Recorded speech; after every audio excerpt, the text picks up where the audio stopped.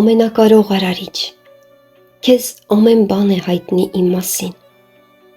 Երբ պայքարելու համար ինձ այլևս ուժ չի մնում, գիտեմ, որ դու կարող ես զորացնել ինձ և լցնել քո ուժով և գերբնական համբերությամբ։ Դու ես այն միակը, ով վերականգնում է մարդու ուժը, ով հույս և համարձակություն է տալիս հավատարիմներին։ Խնդրում եմ, ինձ իմաստություն տուր քո հավատարիմ աշակերտի կյանքով ապրելու և քեզ նմանվելու համար։